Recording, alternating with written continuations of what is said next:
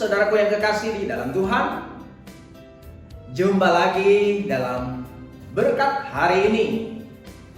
Berkat hari ini temanya, adakah tempat baginya? Di dalam Wahyu pasal 3 ayat 20. Lihat, aku berdiri di muka pintu dan mengetuk. Jikalau ada orang yang mendengar suaraku dan membukakan pintu, aku akan masuk mendapatkannya dan aku makan bersama-sama dengan dia dan dia bersama-sama dengan aku. Nah, renungan inspirasi, kalau kita baca dalam firman Tuhan dalam Lukas pasal 2 ayat 1 sampai 7, Maria dan Yusuf sedang melakukan perjalanan dari kota Nazaret ke kota Betlehem. Mereka melakukan perjalanan tersebut agar dapat mengikuti sensus penduduk yang diadakan oleh Kaisar Agustus. Pada masa itu perjalanan dari Nazaret ke Betlehem tidaklah mudah. Perjalanan itu memakan waktu yang cukup lama dan tentu membutuhkan biaya yang tidak sedikit.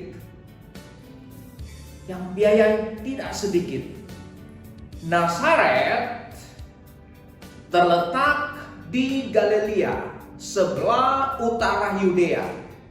Saat pasangan itu tiba di Betlehem, ternyata tiba pula bagi sang bayi dalam kandungan Maria untuk lahir ke dalam dunia ini.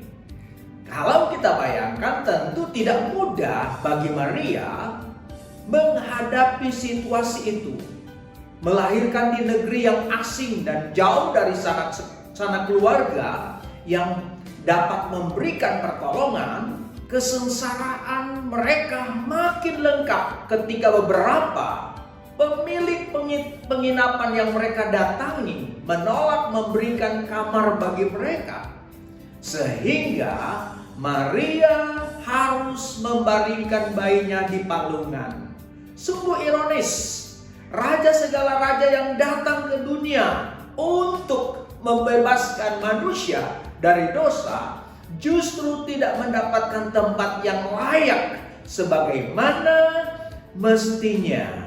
Sebagai orang Kristen, kita tentu tidak asing lagi dengan cerita di atas. Bahkan mungkin sudah berkali-kali menyaksikan kisah ini dipentaskan dalam drama Natal. Namun tahukah Anda, kisah Natal yang tragis 2000 tahun yang lalu ini sebetulnya tidak jauh berbeda dengan kondisi sekarang ini. Sadarkah kita ada banyak orang yang tidak memberikan ruang hatinya bagi Kristus untuk tinggal dan memerintah sebagai raja atas hidupnya? Hati mereka telah penuh dengan kebencian, kesombongan, kemunafikan, kemarahan, dan keserakahan. Hidup dalam hawa nafsu.